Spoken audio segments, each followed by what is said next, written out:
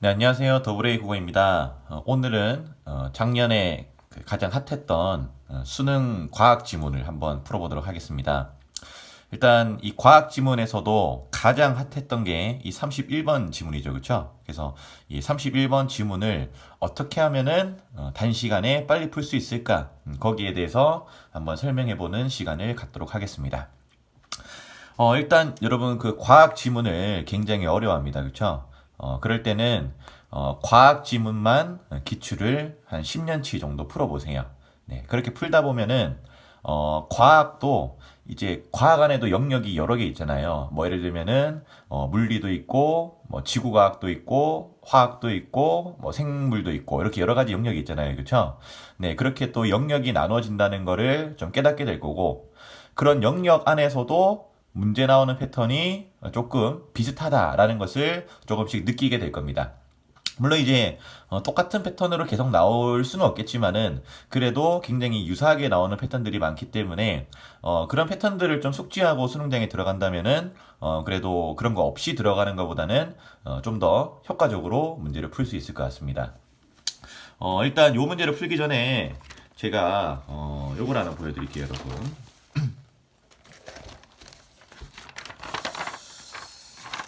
이 질문이 잘 보이려나 모르겠네요. 요 지문 혹시 기억나십니까, 여러분? 요 지문. 네, 요 지문은 2017년 9월 고3 콘크리트 지문입니다, 여러분. 이 콘크리트 지문은 기술 범주에 속하지만은 굳이 영역을 세분화시킨다면은 과학에서 좀 물리에 속한다고 할 수 있겠죠, 그렇죠? 이 물리에 속하는 영역 그 물리 영역에 속하는 지문들의 특성은 대부분 비례 반비례 관계로 문제를 풀 수 있어요. 여러분 그 다시 한번 말씀드리지만 2017년 고3 9월 콘크리트 지문 요 문제 한번 좀 풀어보세요. 네, 요 문제 풀어보시면은 비례 반비례 관계로 풀 수 있구나 그런 걸 깨닫게 되실 거예요, 여러분. 그리고 물리로 볼 수 있는 네, 요 지문. 2019년 9월 이제 고3 문제인데 주사 터널링 현미경 요 지문이에요, 여러분. 요 지문도 기술에 속하지만 굳이 또 영역을 세분한다면 물리 쪽에 좀 속하겠죠, 그쵸? 거기서 요 문제 굉장히 핫했었죠, 그쵸? 요 문제 같은 경우에는 역시 비례 반비례로 풀어낼 수 있습니다, 여러분. 네. 이런 것들 말고도 그다음 뭐 2014년 수능에 나왔던 전향력 지문 이런 것들도 비례 반비례 관계로 이렇게 풀어낼 수 있고요, 여러분. 그래서 요 31번 문제 31번 문제도 여러분 제가 비례 반비례로 한번 좀 풀어볼 생각입니다. 이 31번 같은 경우에는 물리예요, 물리. 그쵸? 세분화시키면 물리입니다. 그렇기 때문에 31번도 비례 반비례 요 관계만 잘 파악하면은 31번 문제를 조금 더 쉽게 해결할 수 있을 겁니다. 물론 요 지문은 처음부터 읽으면은 좀 과학사 느낌도 있고 지구과학 느낌도 있지만은 31번은 지금 A를 참고해서 풀어라 돼 있죠. 그쵸? A를 읽어보시면은 물리입니다, 여러분. 그래서 31번이 막혔을 때 A는 과학 중에서도 어느 영역이지? 물리구나. 그럼 물리면 어떻게 풀어야지? 비례 반비례구나. 이런 식으로 사고를 전환해 나가면서 푸시면은 좀 더 쉽게 풀 수 있을 겁니다. 자, 한번 풀어볼게요. A 한번 읽어볼까요? 17세기 후반의 뉴턴은 보이시죠, 그쵸? 17세기 후반의 뉴턴은 태양 중심설을 역학적으로 정당화하였다. 그는 만율력 가설로부터 케플러의 행성 운동 법칙들을 성공적으로 연역했다. 이때 자 여기서부터 중요해집니다, 여러분. 왜 중요한지는 여러분도 한번 생각해 보세요.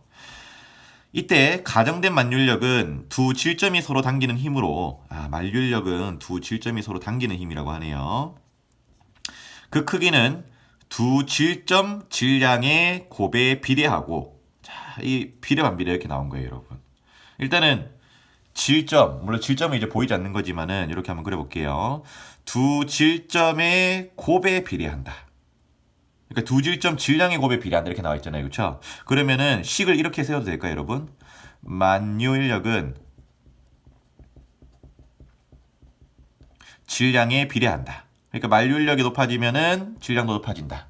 이렇게 공식 세울 수 있을까요, 여러분? 네, 가능하죠, 그쵸? 네, 이렇게 비례반비례 식을 만들어주면 돼요. 그 다음에 거리의 제곱에 반비례한다. 거리의 제곱에 반비례니까 이렇게 표현할 수 있겠네요. 만류인력을, 그쵸? 하지만 이렇게 어렵게 하지 마시고 만류인력은 어쨌든 거리에 반비례하는 거잖아요, 그쵸? 거리의 제곱에 반비례하든 뭐 그냥 거리에 반비례하든 여기서는 상관이 없어요, 여러분. 뭐 물리나 수학 시간이 아니기 때문에. 그래서 만류인력이 만약에 높아진다면 만류인력이 높아진다면 그렇죠. 거리는 가까워진다. 이렇게 표현할 수 있는 거죠, 그렇죠? 그래서 우리는 A에서 읽어야 될 게 요거 두 개밖에 없어요, 여러분. 만류인력이 높아지면은 질량도 상승하고, 즉 비례관계이고, 만류인력이 높아지면은 거리는 가까워진다. 그러면 요거로 만류인력이 작다는 것은 거리가 멀다는 거고, 그쵸? 뭐 질량이 작다는 것은 만류인력이 작다. 뭐 이런 말로 계속 바꿔 나갈 수 있는 거예요. 제가 31번을 이렇게 비례 반비례만 캐치해서 푸는 이유, 이게 더 중요해요, 여러분. 제가 앞에서 계속 주구장창 설명했는데 왜 그럴까요, 여러분? 그렇죠. 31번은 과학 중에서도 물리기 때문이에요, 여러분. 이 과학 기술이라고 그냥 묶을게요, 여러분. 과학 기술 중에서 좀 물리 느낌이 나는 그런 지문들은 항상 이 어려운 문제들을 비례 반비례로 이렇게 출제를 해왔어요, 여러분. 그런 패턴들을 잘 기억하신다면 31번이 잘 안 풀렸을 때 우리는 반드시 비례 반비례를 떠올리셔야 됩니다. 아시겠죠? 네, 그리고 보기는 저는 뭐 처음 풀 때 솔직히 이해를 잘 못했어요. 보기가 무슨 말인지 모르겠더라고요. 지금은 뭐 한 10번, 20번 읽어봐서 무슨 말인지 알겠지만은 어쨌든 지금 보시는 이 강의 보시는 분들도 보기를 대부분 이해 못한다고 가정을 해야 될 것 같기 때문에 저도 보기를 안 읽을게요, 여러분. 보기는 문제 푸는데 크게 뭐 중요한 것 같지는 않아요, 제 생각에는. 네, 그래서 바로 1번부터 한번 볼게요. 제가 시간상 1번, 2번 요 두 개만 풀이해 볼게요, 여러분. 3, 4, 5는 여러분이 직접 한번 해보시는 게 좀 더 좋을 것 같아요. 그렇게 해도 혹시나 모르시겠으면은 댓글 남겨주시면은 제가 그 답글을 달아드리겠습니다, 여러분. 자, 1번 한번 볼게요. 밀도가 균질한 하나의 행성을 구성하는 동심의 국껍질들이 같은 두께일 때. 자, 여러분, 그 옛날에 2014년인가 5년 수능에 슈퍼문 지문이 좀 기억나네요. 슈퍼문 지문도 보기가 굉장히 길었고요. 선지도 굉장히 길었어요. 그럴 경우에 이 선지가 길면은 막 그 긴장하고 잘 못 읽는 이런 친구들이 있는데 그런 친구들 항상 이렇게 끊어 읽으시면 돼요. 그러면 조금 더 편안하게 읽을 수 있습니다. 밀도가 균질한 하나의 행성을 구성하는 동심의 국껍질들이 같은 두께다. 실전에서는 뭐 그림을 잘 안 그리겠지만 이렇게 그리면 되겠죠, 그렇죠? 같은 두께라고 한번 좀 생각해 주시고 하나의 국껍질이 태양을 당기는 만류인력은 여러분 하나의 국껍질이 요거라고 생각해 보세요. 맨 마지막 거 하나의 국껍질이 태양을 제가 이렇게 그릴게요. 태양을 당기는 만류인력은 됐죠? 만류인력에 대해 물었네요. 그 국껍질의 반지름이 클수록 커지겠군. 이렇게 했습니다. 자, 정리하면은 만류인력은 국껍질의 반지름이 클수록 커지냐를 따져보라는 거예요, 여러분. 그러면은 요 국껍질을 크게 만들어 볼게요, 여러분. 이렇게 하면 되겠죠, 그쵸? 자, 이랬을 때 만류인력이 어떻냐라고 물었는데 예상대로 만류인력에 대해 물었어요, 그쵸? 비례반비례식을 세웠는데 그게 만류인력에 대한 거였어요.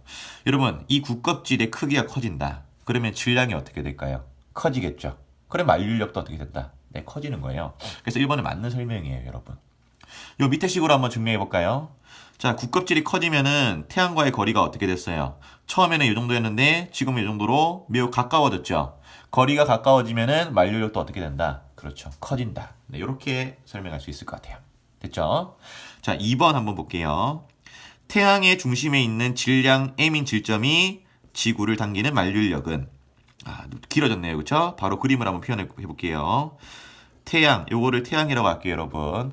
태양의 중심에 있는 질량이 m인 질점이 지구 전체를 당긴다.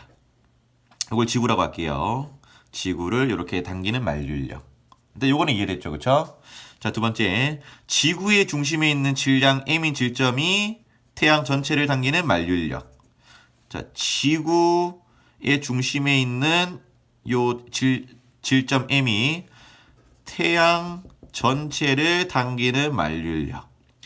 요 두 개의 크기를 비교한 거예요. 2번 다시 읽어볼게요.